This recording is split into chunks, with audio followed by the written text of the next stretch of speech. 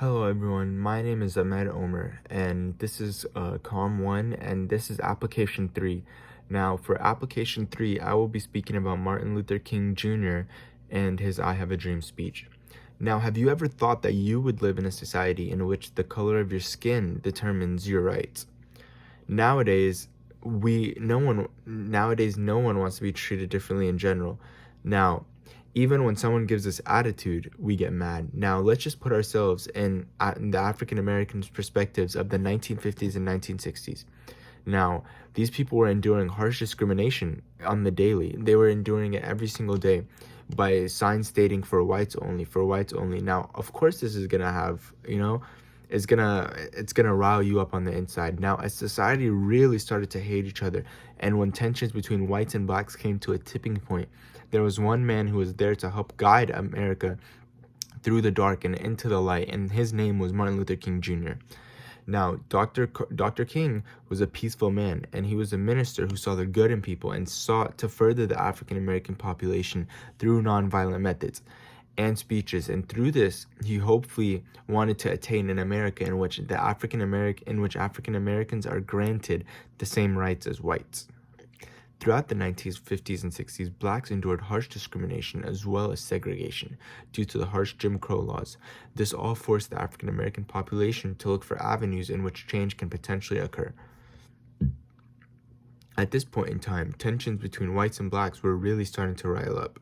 While there were peaceful protests occurring around the country, there were many who were resorting to violence as a means of change, such as the riots in Harlem. There was change swirling in the air, and many individuals can feel it. And one example of this was the Brown v. Board of Education, and this was an extremely significant case in which the Supreme Court ruled that separate schools for black children were inherently unequal.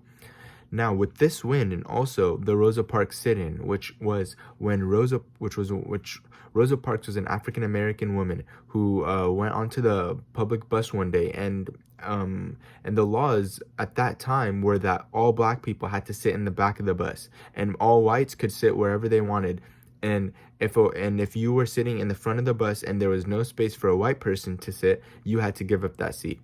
Now, in Rosa Parks' example, she didn't give up her seat. She decided that she was not going to give up her seat for a white man. And this really signified something truly special in the African American population. It signified that change can truly happen. Now, with this win, African Americans were really ready to stand up, and Martin Luther King saw this, and he capitalized on this moment to produce a rallying cry that would embolden a race that's been discriminated against for centuries to be equal. Now, throughout his words and also his intelligence, King was able to thoroughly amass a huge following, which eventually became the seeds that grew into the civil rights movement. Now, his famous I Have a Dream speech was said to have been attended by 25,000 people, and not just African Americans. It was all races that came in unity to help support the African American population. Now, King delivers his famous I Have a Dream speech on the Lincoln Memorial, and while he does this, he states, 50 years ago, a great American in whose symbolic shadow we stand today signed the Emancipation Proclamation. King used what people knew about Lincoln to further influence his audience, and he did this using ethos, well knowing that the majority of Americans really favored Abraham Lincoln as a president. Now, another instance in where King really invokes the use of rhetorical devices is when he uses pathos to target the audience, and he does this effortlessly when he states, I have a dream that my 4 children will one day live in a nation where they will not be judged by the color of their skin, but by the content of their character. I have a dream today. With this statement, King really tugs on the heartstrings of the African American population and displayed to them just how different life can truly be. Now, through the use of logos, King really detailed the discrimination and the horrors that they have had to face when he states, we cannot be satisfied as long as the Negro's basic mobility is from a smaller ghetto to a larger one. We can never be satisfied as long as our children are stripped of their selfhood and robbed of their dignity by signs stating, for whites only. Now, Throughout his speech, Dr. King invoked the use of many, many rhetorical devices. To name a few would be logos, pathos, ethos, and illusion. Now, Dr. King, in his speech, makes an allusion to Lincoln, and he does this when he states, 5 score years ago, a great American, in whose symbolic shadow we stand today, signed the Emancipation Proclamation.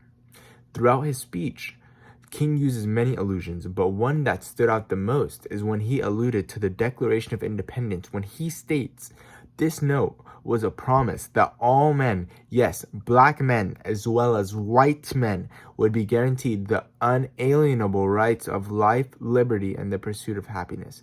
Now, not only does King use allusions, but he also uses anaphoras as well, and he does this multiple times throughout his speech when he states, I have a dream. He states this multiple times throughout his speech.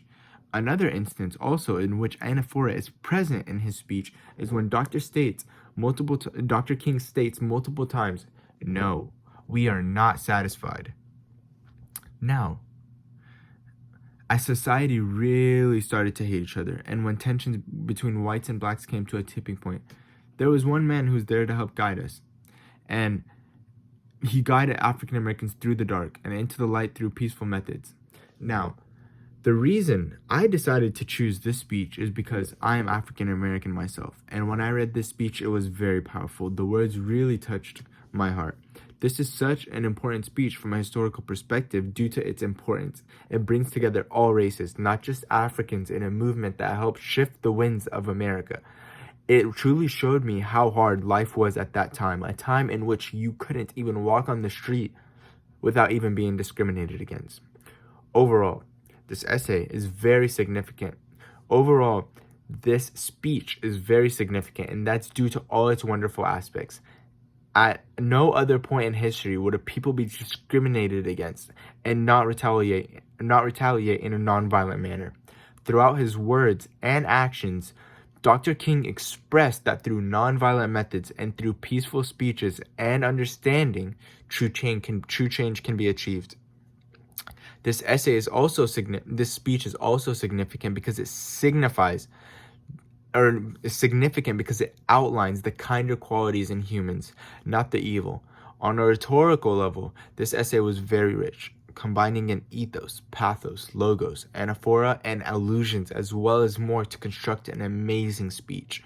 Overall, this speech was constructed beautifully and was a speech that overall tugged on the heartstrings of the audience and allowed Dr. King to really capitalize on his moment.